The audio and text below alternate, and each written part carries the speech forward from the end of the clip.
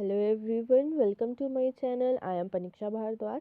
तो आज के लेक्चर में हम क्लास 8 की एसएसटी के पॉलिटिकल साइंस का chapter number 7 that is understanding marginalisation, ये इस चैप्टर का नाम है। चैप्टर को स्टार्ट करने से पहले मैं आपको बता दूं कि मार्जिनलाइजेशन किसको बोलते हैं, बिकॉज पूरा चैप्टर ही इसी के ऊपर है।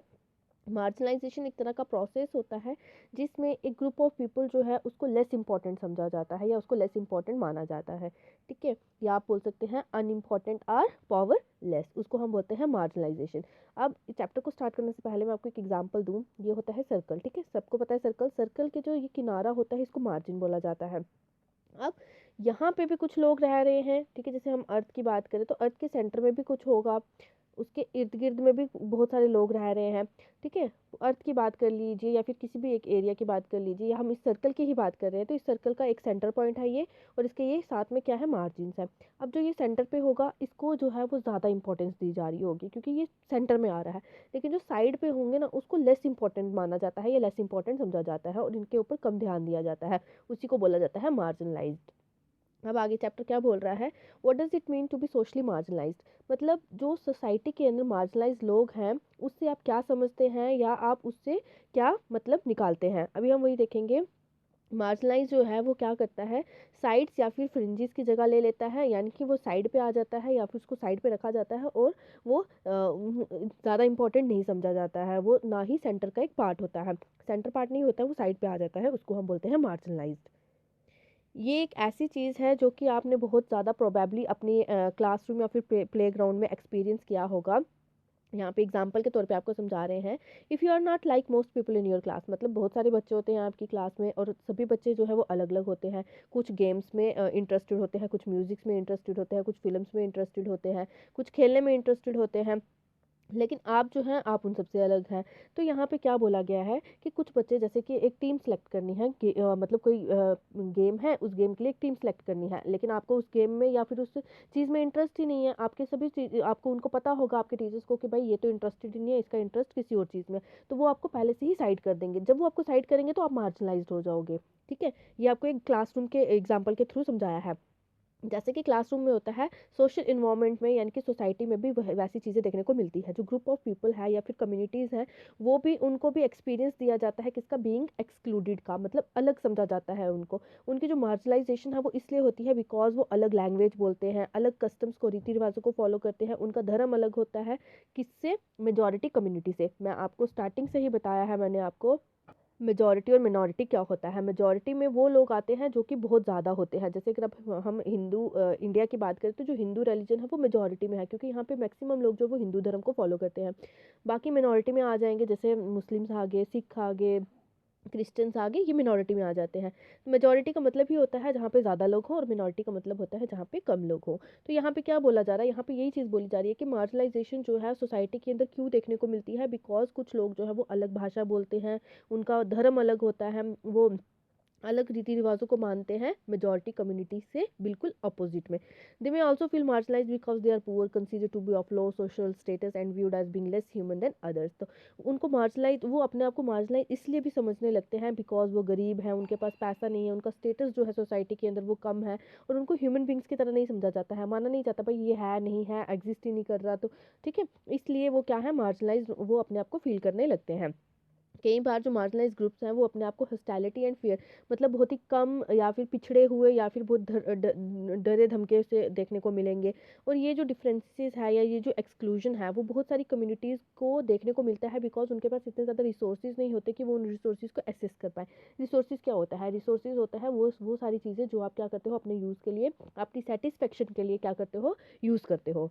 तो मतलब कई बार ऐसा होता है, मार्जिनलाइज लोग जो हैं या फिर वो अपने आप को अलग इसलिए समझने लगते हैं बिकॉज वो सभी रिसोर्सेज को एसेस नहीं कर पाते, ले नहीं पाते, उनको उतनी ज़्यादा अपॉर्चुनिटीज़ नहीं मिलती जितने कि एक हाई स्टेटस वाले लोगों को या अमीर लोगों को मिलती है। और ये जो एक्सपीरियंस है या ये जो डिसएडवांटेज उनको देखने को मिलता है, यही उन चीज़ों को क्या बनाता है, लोगों को मार्जिनलाइज बनाता है। किसके कंपैरेटिवली, एक अमीर लोग जिसके पास ज़मीन है, जिसके पास पैसा है, अच्छा पढ़ा लिखा है, अच्छी पावर है, उनके कंपैरेटिवली लोगों को मार्जिनलाइज बनाता है। मार्जिनलाइजेशन जो है वो इसीलिए हमारी सोसाइटी के अंदर कहीं ना कहीं आपको देखने को मिलेगा। किस फैक्टर में हो सकता है, पैसे के फैक्टर में हो सकता है, सोसाइटी के अंदर देखने को मिल सकता है, कल्चरली मार्जिनलाइजेशन देखने को मिल सकता है, और पॉलिटिकल फैक्टर्स के अंदर आपको ये देखने को मिल सकता है कि मार्जिनलाइजेशन जो है वो कहीं ना कहीं किसी न किसी फैक्टर में अवेलेबल है या एग्जिस्ट कर रही है। इस चैप्टर में हम दो कम्युनिटीज़ के बारे में पढ़ेंगे जो कि आज की सोसाइटी में क्या है, मार्जिनलाइज्ड है। ठीक है, वो क्या है वो भी हम आगे देखेंगे। तो यहाँ पे पहले स्टार्ट किया है इन्होंने एक स्टोरी से, आदिवासीज और मार्जिनलाइजेशन के बारे में बताया है। क्या बोला जा रहा है कि एक आदिवासी फैमिली जो है वो दिल्ली में रह रही है। सोमा और हेलन जो है वो क्या है, रिपब्लिक डे पे परेड देख रहे हैं टीवी के ऊपर अपने ग्रैंडफादर के साथ। तो सोमा और हेलन जो है उनमें से एक बच्चा जो है वो बोलता है कि ओ सी एंड आदिवासी फ्लॉट के, मतलब आदिवासी जो है वो क्या है, डांस करते हुए दिखाई दे रहे हैं। देन वो बोल रहा है कि दादू क्या हमेशा आदिवासी जो है वो हमेशा डांस करते ही क्यों दिखाई देते हैं। देन आगे उनका जो दादा है वो उनको क्या कर रहा है, एक्सप्लेन कर रहा है। एक्सप्लेन करने से पहले बच्चा जो है वो ये बोल रहा है कि क्या आदिवासियों को डांस करने के अलावा और कुछ भी नहीं आता है। फिर दादा जो है वो बोल रहा है कि जो लाइफ्स होती है आदिवासी की वो बहुत ज़्यादा रिच होती है, ज़्यादातर लोग जो हैं वो ये चीज़ नहीं जानते हैं। मतलब जो सोसाइटी के अंदर लोग रहते हैं ना, उनको ये नहीं पता है कि आदिवासी की जो ज़िंदगी है वो बहुत ज़्यादा रिच है। आगे बोला जा रहा है कि दादाजी अपनी कहानी सुना रहे हैं कि जब मैं छोटा होता था या जब मैं जवान था, जब मैं अपने विलेज में रहता था उड़ीसा में, वो बहुत ब्यूटीफुल था। हमें हर एक चीज़ जो थी वो लैंड से मिल जाती थी और फॉरेस्ट के आसपास से मिल जाती थी। और हमारी जो लैंड थी, फॉरेस्ट था, रिवर, हम इन सब की क्या करते थे, रिस्पेक्ट करते थे। लेकिन आगे बोल रहे हैं कि सडनली क्या हुआ, हमें ये बोल दिया गया कि ये फॉरेस्ट तुम्हारे नहीं है। फॉरेस्ट ऑफिशियल्स आए, कॉन्ट्रैक्टर्स आए, जिन्होंने ज़मीन जो थी, फॉरेस्ट की जो ज़मीन थी, लैंड जो थी, उसको काटना शुरू कर दिया, उसके बड़े बड़े पार्ट्स को काटना शुरू कर दिया। हम जब जब हम लोगों ने प्रोटेस्ट करना शुरू किया तो उन्होंने हमें मारना शुरू कर दिया, हमें कोर्ट तक लेके आए, और हमारे पास तो लॉयर्स भी नहीं थे कि हम इस केस को जो है वो कोर्ट के अंदर जाके लड़ सकते। फिर आगे बोल रही है लड़की कि फिर आपने सरवाइव कैसे किया, आप जिए कैसे दादू। तो दादू उसको आगे बोल रहा है कि हम सबको, ज़्यादातर लोगों को फोर्स कर दिया गया, मतलब मजबूर कर दिया गया कि हमें हमारे मतलब घरों से निकाल दिया गया, और हमें बोल दिया गया कि आप आसपास के घरों पे जाके कोई सीजनल वर्क ढूंढ लीजिए, गाँव में जाके, सॉरी। आगे क्या बोला जा रहा है कि जो कंपनी वालाज थे वो आए, उन्होंने क्या किया, उन्होंने बोला कि इन लैंड्स के अंडर जो है वो आयरन ओर है। ठीक है, आयरन जो है वो देखने, मतलब उन लैंड्स के अंदर से मिलेगा माइनिंग करने के बाद। तो सो वो क्या करना चाहते हैं, उन फॉरेस्ट लैंड्स को माइन करना चाहते हैं, और उन्होंने प्रॉमिस भी किया कि वो उनको नौकरियां देंगे, पैसा देंगे, अगर जो फॉरेस्ट के जो आदिवासी लोग हैं वो उनको ज़मीन बेच दें। किनको बेच दें, कंपनी वालास को। कुछ विलेजर्स जो थे वो बहुत ज़्यादा एक्साइटेड हो गए थे, लेकिन कुछ जो थे उनको पता चल गया था कि हमारी ज़िंदगी जो है वो अब तबाह होने वाली है और हमें कुछ भी नहीं मिलने वाला है। फिर कईयों के सम थंब प्रिंट्स जो थे, अंगूठा जो था वो लिया गया, not realising they were selling their lands off. और ठीक है, मतलब ज़बरदस्ती उनसे उनकी ज़मीनें जो थी वो छीन ली गई थी थंब प्रिंट्स लगवा के। कुछ जो थे उनको जॉब्स मिल गई, और ज़्यादातर जो थे उन्होंने क्या कर दिया, उनको अपनी मतलब ज़मीन बेचने के बाद भी उनको जॉब्स नहीं मिले। आगे क्या बोला जा रहा है, उनको मारा गया, धमकाया गया, ठीक है, और उनसे ज़बरदस्ती उनकी ज़मीनें छीन ली गई, जो कि उनके फोर फादर्स की थी, जो कि उनके परदादा दादाओं की थी। They had the support of the authorities, our whole way of living vanished overnight. और उनकी एक रात में ही पूरी ज़िंदगी जो थी वो पूरी क्या हो गई, तबाह हो गई। आगे क्या बोला जा रहा है, वो बच्चा बोल रहा है कि ओ दादू एंड अवर लैंड व्हाट, हमारी जो ज़मीन थी वो क्या हुआ। तो बोल रहा था कि हमारी 30 एकड़ की लैंड थी, जो कि मतलब बहुत ही कम पैसों में, हमें जो कॉन्ट्रैक्टर था ना उसने बहुत कम पैसे दिए और 30 एकड़ की लैंड हमसे ले ली। और मैंने कब उसके बाद कभी भी अपने दोस्तों को कभी भी ज़िंदगी में दोबारा नहीं देखा। जो मनी थी hardly lasted in the city, we had no means of livelihood anywhere. मतलब जो पैसा था, जो उन्होंने पैसा, कॉन्ट्रैक्टर ने हमें पैसा दिया था, वो सिटी लाइफ के अंदर बहुत ही कम समय तक रहा। उसके बाद हमारे पास कोई भी लाइवलीहुड, रोज़गार नहीं था जीने के लिए। देन हम एक छोटे से कमरे में रहते थे, और हमने हमारी पूरी की पूरी ज़िंदगी जो थी, मतलब जो जैसे हम जंगलों में रहते थे, वो मतलब जंगलों में वो अच्छे से रह रहे थे, लेकिन यहाँ पे वो क्या है, पूरी की पूरी ज़िंदगी उनकी ख़राब हो गई। फिर उसके बाद आगे बोला जा रहा है कि कुछ सालों के बाद तुम्हारे पिताजी को दिल्ली में जॉब मिल गई और हम वहाँ पे आ गए, और हमने बहुत ही मुश्किल का या डिफ़िकल्टी का टाइम जो था वो देखा था। That is why both of you did not go to school for several years. और इसी वजह से आप दोनों जो है वो कई सालों तक स्कूल नहीं जा पाए। आगे बच्चा बोल रहा है कि मेरे को स्कूल जाना पसंद भी नहीं है, we had miss so much of our studies, हमने अपनी पूरी, मतलब ज़्यादातर स्टडीज़ जो है वो मिस कर दी है। और दूसरे बच्चे जो है वो हमारा उड़ाते हैं। हम संथाली बोलते हैं घर में, और हमें हिंदी जो है वो समझ में नहीं आती है। लेकिन लड़की बोल रही है कि मैंने बहुत सारे दोस्त जो हैं वो बना लिए हैं और इवन मैं जो है इंग्लिश में भी उनसे बात करती हूँ। आगे बोल रहा है कि मैं ये आशा करता हूँ कि मैं अपने दोस्तों को, बच्चा बोल रहा है कि मैं ये आशा करता हूँ कि, या ये सोचता हूँ कि काश मैं भी अपने दोस्तों को अपना गाँव जो है वो दिखा सकता, उसको तब उसके तबाह होने से पहले, मतलब गाँव के तबाह होने से पहले मैं उसको दिखा सकता अपने दोस्तों को। आगे बोला जा रहा है कि you can still tell them about our village, it has a lot to teach them. मतलब दादा बोल रहा है कि तुम उसको हमारे गांव के बारे में बहुत कुछ बता सकते हो जो कि मैंने तुम्हें अभी बताया है। देन लड़की बोल रही है कि एक दिन मैं क्या करूँगी इसके ऊपर एक इस स्टोरी के ऊपर मूवी बनाऊंगी और उस मूवी को नाम दूंगी द आदिवासी स्टोरी। ठीक है, ये पूरा कहानी बताया हुआ है। आगे क्या बोला जा रहा है कि आपने अभी जस्ट पढ़ा है कि दादू जो हैं वो किस तरीके से उड़ीसा से उनके गांव से उनको फोर्सफुली ज़बरदस्ती निकाल दिया गया। दादू की जो स्टोरी है वो बहुत सारे इंडिया के अंदर रहने वाले आदिवासियों की स्टोरी के साथ मिलती जुलती है। और आप जो है वो इस चैप्टर के अंदर और मतलब इसके बारे में जानेंगे कि इंडिया के अंदर और कौन कौन सी कम्युनिटी जो है वो मार्जिनलाइज है। अब यहाँ पे बोला गया है कि आदिवासी कौन है। आदिवासी को पढ़ने से पहले हम ये देख लें कि इंग्लिश में इसको ट्राइबल बोला जाता है और ट्राइबल वर्ड का मतलब ही आदिवासी है।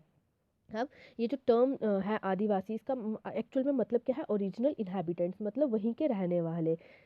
एक कम्युनिटी है जो कि वहाँ रहती है, often continue to live and in close association with forest, और इनका जंगलों के साथ बहुत ही गहरा नाता है। 8% जो इंडिया की पॉपुलेशन है वो आदिवासी है। ज़्यादातर जो इंडिया के माइनिंग और इंडस्ट्रियल सेंटर्स हैं वो आदिवासी के एरियाज़ में ही लोकेटेड है, जैसे कि हो गया जमशेदपुर, रोडकिला, बोकोरो, बिहाली, और भी बहुत सारे आ जाते हैं माइनिंग और इंडस्ट्रियल सेंटर्स जो कि आदिवासी के एरियाज़ पे लोकेट किए गए हैं या बनाए गए हैं। आदिवासी जो है वो होमोजीनियस पॉपुलेशन नहीं है, मतलब एक जैसी पॉपुलेशन नहीं है। 500 डिफरेंट आदिवासी ग्रुप्स जो हैं वो इंडिया के अंदर देखने को मिलते हैं। आदिवासी जो है पार्टिकुलरली न्यूमरस इन स्टेट्स, मतलब कहाँ कहाँ रहते हैं, जैसे छत्तीसगढ़ हो गया, झारखंड, मध्य प्रदेश, उड़ीसा, गुजरात, महाराष्ट्र, राजस्थान, आंध्र प्रदेश, वेस्ट बंगाल, और नॉर्थ ईस्टर्न स्टेट्स जैसे कि अरुणाचल प्रदेश, आसाम, मणिपुर, मेघालय, मिजोरम, नागालैंड एंड त्रिपुरा। यहाँ पे आपको आदिवासी की पॉपुलेशन जो है वो देखने को मिलेगी। एक स्टेट जैसे कि उड़ीसा है, वहाँ पे 60 डिफरेंट ट्राइबल ग्रुप्स जो हैं वो क्या है, उनका घर है। आदिवासी सोसाइटीज़ जो हैं वो बहुत अलग हैं हमारे दूसरी सोसाइटीज़ से, बिकॉज वहाँ पे हायरार्किकल सिस्टम जो है वो देखने को नहीं मिलेगा। जैसे ये वाली जात बड़ी है, जैसे ब्राह्मण के लिए माना जाता है कि वो सबसे हाईएस्ट है, फिर आ जाते हैं क्षत्रिय, फिर वैश्यास, फिर शूद्र, मतलब वहाँ पे ये वाला सिस्टम जो है वो देखने को नहीं मिलेगा। दिस मेक्स दम उन यही चीज़ जो है वो आदिवासी को दूसरी कम्युनिटी से या दूसरे लोगों से अलग बनाती है, बिकॉज वो जाति वरना या फिर कास्ट सिस्टम से या फिर राजाओं के रूल से, मतलब एक राजा जो है वो उस कंट्री को चला रहा है या उस रीजन को चला रहा है, इस सिस्टम से वो बिल्कुल अलग है। आदिवासी जो हैं वो बहुत सारे अलग अलग तरह के रिलीजन्स को फॉलो करते हैं, जैसे इस्लाम, हिंदुइज्म, क्रिश्चियनिटी, इस तरह के डिफरेंट, मतलब जो उनका रिलीजन है ना वो इन तीन रिलीजन से बिल्कुल अलग है। और ये चीज़ जो है वो ये बताता है कि वो अपने आदिवासी जो है वो अपने एंसेस्टर्स की, अपने पूर्वजों की, अपने गाँव की, जो नेचर स्पिरिट्स उनके गाँव में है उसकी पूजा पाठ करते हैं। ठीक है, माउंटेन स्पिरिट्स हो गया, रिवर स्पिरिट्स हो गया, एनिमल स्पिरिट्स हो गया, इन सब की वो क्या करते हैं, पूजा पाठ करते हैं। विलेज स्पिरिट्स जो कि मतलब गाँव में, विलेज स्पिरिट्स यानी कि गाँव के अंदर ही जो देवी देवताएं हो गए जिसको बोलते हैं, वो उनके गांव के अंदर ही हैं, उनको उनको पूजा करते हैं, उनकी पूजा करते हैं विलेज की बाउंड्री के अंदर ही।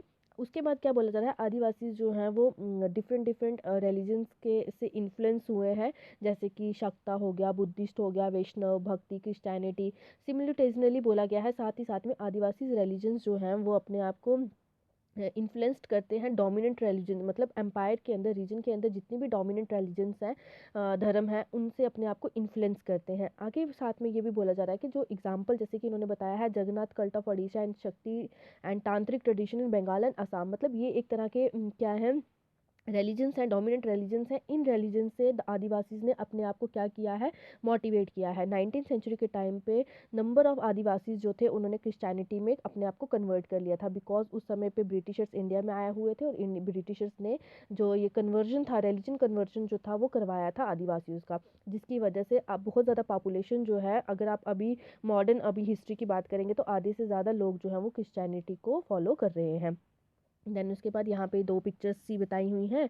ठीक है, ये अलग अलग कपड़े पहने हुए हैं इन्होंने और ये डांस वगैरह कर रहे हैं। तो यहाँ पे यही बोला गया कि ये जो दो पिक्चर्स आपको ऊपर बताई हुई हैं, ये ट्राइबल कम्युनिटीज़ की हैं, जिन्होंने अपने ट्रेडिशनल कॉस्ट्यूम्स को पहन रखा हुआ है, जिसमें वो क्या कर रहे हैं, अपने आदिवासी कम्युनिटी को रिप्रेजेंट कर रहे हैं। This then let's us to think of them as being exotic and backward, और यही चीज़ हमें जो है वो ये बताती है कि क्या आदिवासी जो है वो क्या है, अलग है और बैकवर्ड है। आगे यहाँ पे क्या बोला जा रहा है कि आदिवासी जो है उनकी अपनी लैंग्वेजेस हैं, जिसमें वो क्या है मतलब मुख्य लैंग्वेजेस से बिल्कुल अलग हैं, जैसे कि उनकी बंगाली में, बंगाली इंडियन लैंग्वेज जैसे बंगाली में भी वो बात करते हैं। संथाली जो है वो सबसे ज़्यादा आदिवासियों के द्वारा बोली जाती है, और अगर आप इंटरनेट में देखेंगे या फिर मैगजीन्स वगैरह में अगर आप सर्च करेंगे तो आपको संथाली लैंग्वेज में बहुत सारी पब्लिकेशंस जो हैं वो देखने को मिल जाएंगी। आगे क्या बोला जाता है, आदिवासीज एंड स्टीरियोटाइपिंग। स्टीरियोटाइपिंग का मतलब होता है एक विचारधारा बना लेना, ठीक है, ऐसा सोच लेना कि वो लोग ऐसे हैं, वो बंदा ऐसा है, मतलब अपने आप में ही आप लोग एक विचार जो है वो बना लें कि भाई हाँ वो ऐसी है, वो ऐसा हो सकता है, इसको बोला जाता है स्टीरियोटाइपिंग। तो यहाँ पे क्या बोला जा रहा है, इंडिया के अंदर usually showcase Adivasi communities in particular ways. तो इंडिया के अंदर हम जो है आदिवासी को अलग अलग तरीक़ों से देख सकते हैं, जो स्कूल फंक्शंस में या फिर ऑफिशियल इवेंट्स में या फिर बुक्स या फिर मूवीज़ में आपने देखा होगा कि आदिवासी जो हैं वो एक ही चीज़ को जो है वो क्या करते हैं, डिपिक्ट करते हैं। जैसे अभी मैंने आपको स्टोरी बताई, उसमें मैंने आपको बोला कि वो लड़की और लड़का जो थे, जो अपने दादू के साथ टीवी देख रहे थे, तो वो अपने दादू को ये क्वेश्चनिंग कर रहे थे कि क्या आदिवासी जो है वो सिर्फ और सिर्फ डांस ही करते हैं, क्योंकि लोगों की मेंटालिटी ही ऐसी बन चुकी है। अलग अलग तरीक़ों से देखेंगे कि उन्होंने कलरफुल कॉस्ट्यूम्स पहना हुआ है, सर के ऊपर कोई टोपी सी पहनी हुई है, और वो डांस करते हैं। इसके अलावा बहुत ही कम लोग जो हैं वो उनकी रियलिटीज़ की, उनकी मतलब असल ज़िंदगी के बारे में जानते हैं। ये इस वजह से क्योंकि लोगों ने आदिवासी के लिए अपनी एक सोच जो है वो बना ली है कि भाई वो ऐसे कपड़े पहनते हैं, उनका काम डांस करना है, और वो क्या है, सर के ऊपर टोपी उन्होंने पहनी हुई रखी होती है। तो मतलब बस लोगों को सिर्फ इतना ही पता है, क्योंकि लोग जो हैं वो आदिवासी के लिए इतना ही सोचते हैं।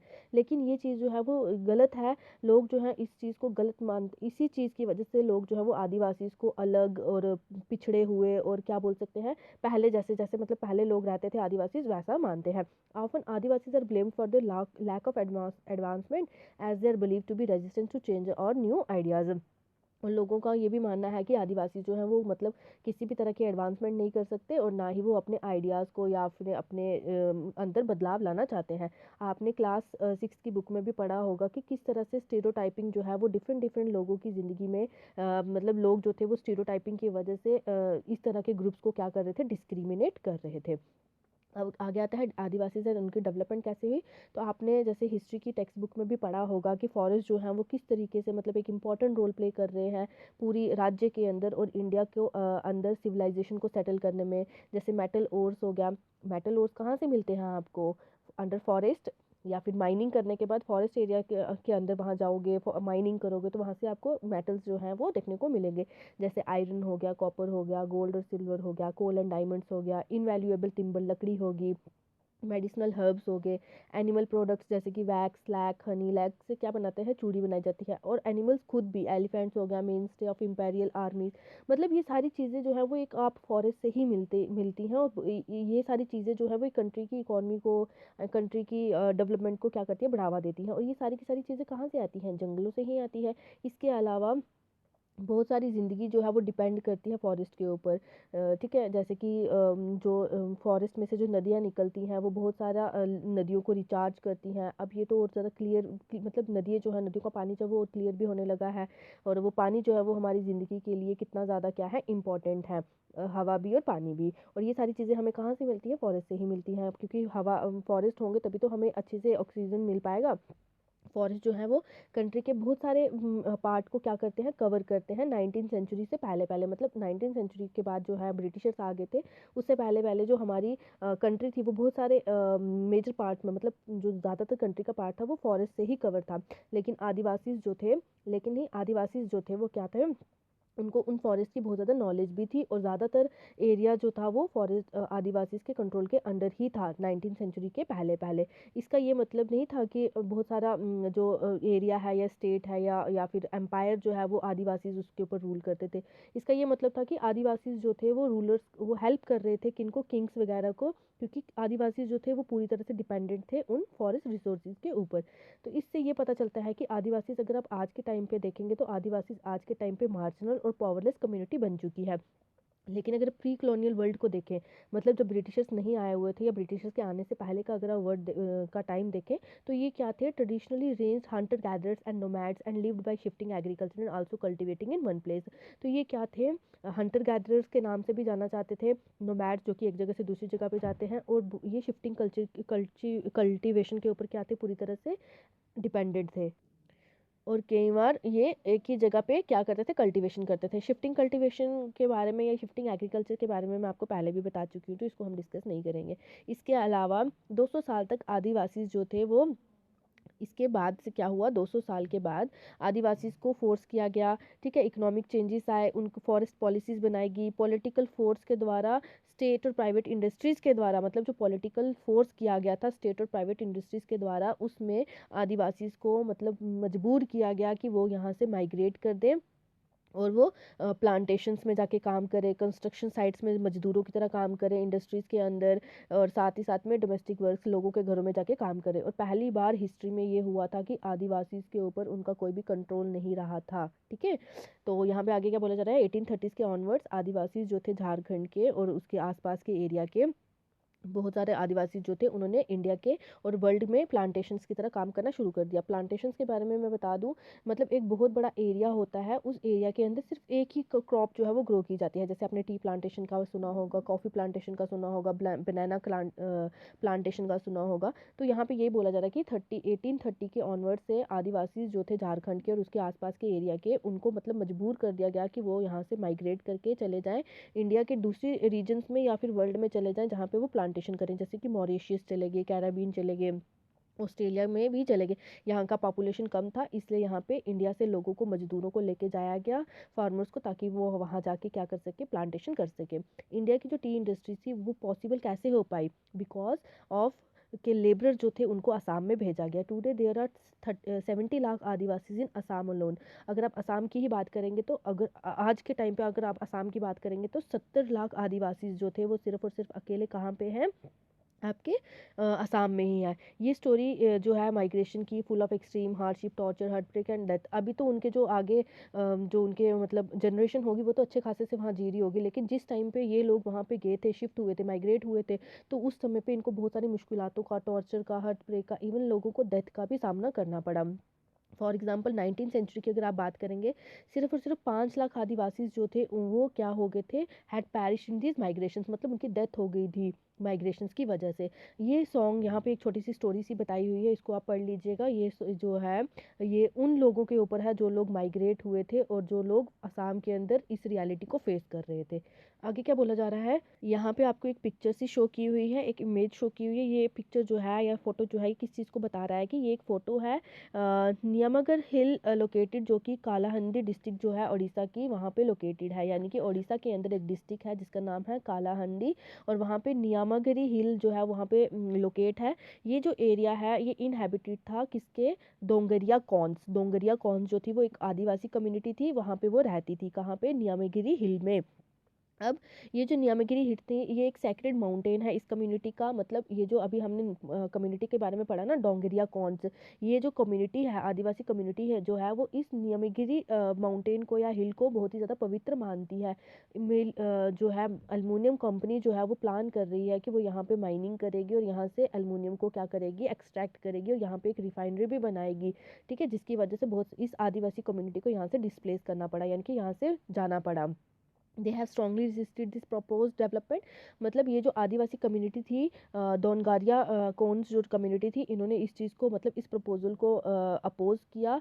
उन्होंने बोला कि भाई ये चीज़ यहाँ पे नहीं होनी चाहिए, और इन्होंने इन्वायरमेंटलिस्ट का भी साथ दिया। लेकिन एक केस जो है वो अभी भी इस कंपनी के अगेंस्ट जो है वो सुप्रीम कोर्ट में अभी भी चल रहा है कि यहाँ पे बनेगी या नहीं, मतलब एल्युमिनियम कंपनी जो है वो यहाँ पे किसी भी तरह का प्रोजेक्ट जो है वो डेवलप करेगी या नहीं करेगी। तो बच्चे आज हम यहीं तक रखते हैं, आगे का चैप्टर जो है वो हम नेक्स्ट क्लास में करेंगे, या नेक्स्ट लेक्चर जो मैं लेके आऊँगी उसमें मैं आपको बताऊँगी। यहाँ तक आपको कोई डाउट है या किसी को कुछ नहीं समझ आया तो वो मुझे पूछ सकता है।